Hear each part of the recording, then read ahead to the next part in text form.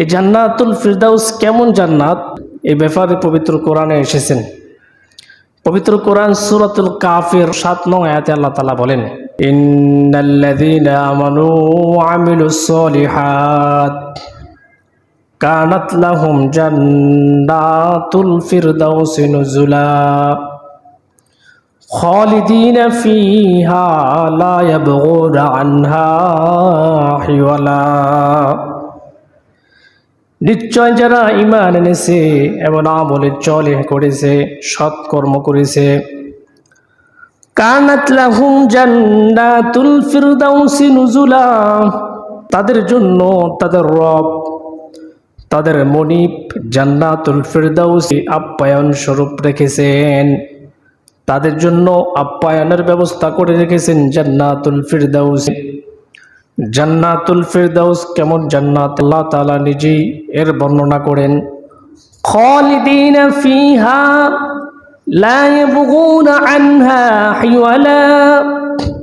জান্নাতুল ফিরদাউস এমন জান্নাত, যে জান্নাতে কোনো মানুষ একবার গেলে খালিদিনা ফিহা লা ইয়াবগুনা আনহা হিওয়ালা, কোনো দিন আর স্থানান্তরিত হওয়ার মনোকল্পনাও করবে না, মনে এই কামনা বাসনাও আসবে না যে আমি এই জান্নাত থেকে বের হয়ে ভিন্ন জান্নাতে প্রবেশ করি।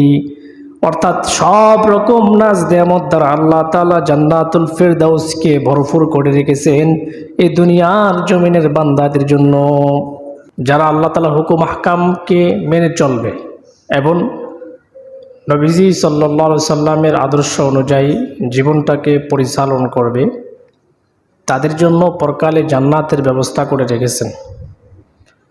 সেই জান্নাত মূলত আটটি জান্নাত আল্লাহ তাআলা এই দুনিয়ার বান্দাদের জন্য রেখেছেন।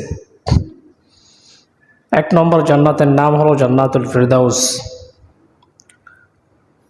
তারপর দারুল মাকাম, দারুল করার, দারুল সালাম, জান্নাতুল মাওয়া, দারুল নাঈম, দারুল খুলদ, জান্নাতুল আদন। এই 8টি জান্নাতের ব্যবস্থা আল্লাহ সুবহানাহু ওয়া তাআলা আমাদের জন্য করে রেখেছেন।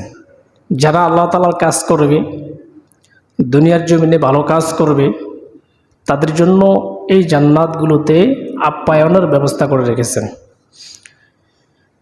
এই 8টি জান্নাতের ভিতর সবচেয়ে উত্তম জান্নাত হলো জান্নাতুল ফিরদাউস। অর্থাৎ আবু হুরায়রা রাদিয়াল্লাহু তাআলা আনহু বলেন যে নবী করিম সাল্লাল্লাহু আলাইহি সাল্লাম বলেছেন, ফাইযা সাআলতুমুল্লাহা ফাসআলুহুল ফিরদাউস ফাইন্নাহু আওসাতুল জান্নাতা আও আলাল জান্নাতি। নবীজি সাহাবী আবু হুরায়রা রাদিয়াল্লাহু তাআলা আনহু বলেন যে নবীজি বলেছেন, তোমরা যখন জান্নাত চাইবে আল্লাহ তাআলার নিকট, তখন জান্নাতুল ফিরদাউস কামনা করো। আল্লাহ তাআলার নিকট জান্নাতুল ফিরদাউস চাও, কেননা জান্নাতুল ফিরদাউস এমন জান্নাত যে জান্নাত সর্বোত্তম এবং সর্বোচ্চ জান্নাত। এই হাদিসটি সহিহ বুখারীর 2598 নং হাদিস।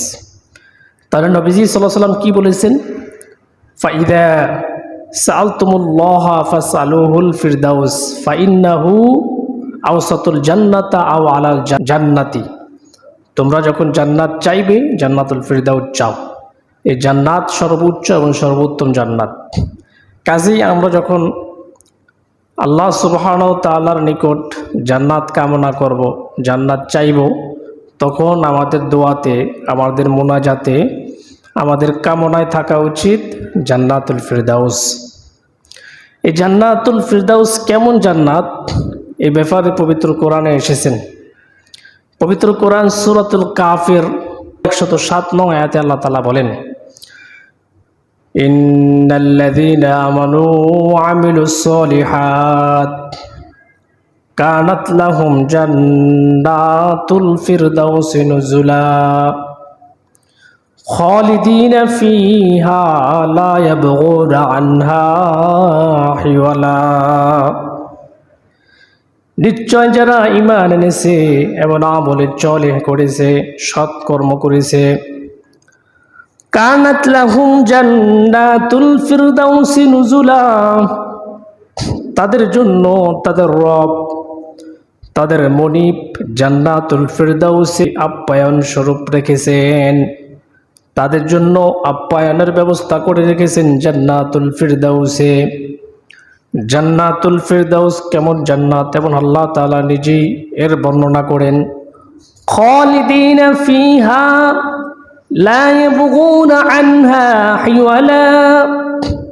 জান্নাতুল ফিরদাউস এমন জান্নাত, যে জান্নাতে কোনো মানুষ একবার গেলে খালিদিনা ফিহা লা ইয়াবগুনা আনহা হিওয়ালা, কোনো দিন আর স্থানান্তরিত হওয়ার মনোকল্পনাও করবে না, মনে এই কামনা বাসনাও আসবে না যে আমি এই জান্নাত থেকে বের হয়ে ভিন্ন জান্নাতে প্রবেশ করি। অর্থাৎ সব রকম নাজ নেয়ামত দ্বারা আল্লাহ তাআলা জান্নাতুল ফিরদাউসকে ভরপুর করে রেখেছেন এই দুনিয়ার জমিনের বান্দাদের জন্য।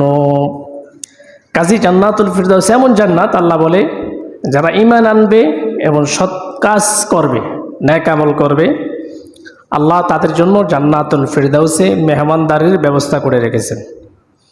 তারপর আল্লাহ বয়ান করেন যে জান্নাতুল ফিরদাউস কেমন, যে জান্নাতুল ফিরদাউসে কোনো মানুষ যদি একবার প্রবেশ করে, খালিদিনা ফিহা লা ইয়াবগুনা আনহা হিওয়ালা, সে কোনো দিন আর সেখান থেকে বের হওয়ার মনোকল্পনাও করবে না।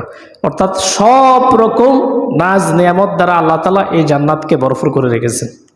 কাজী আমাদের সবার মুনাজাতে, আমাদের প্রত্যেকটা মুমিন বান্দা বান্দির মনোকামনা বাসনা থাকা উচিত জান্নাতুল ফিরদাউস।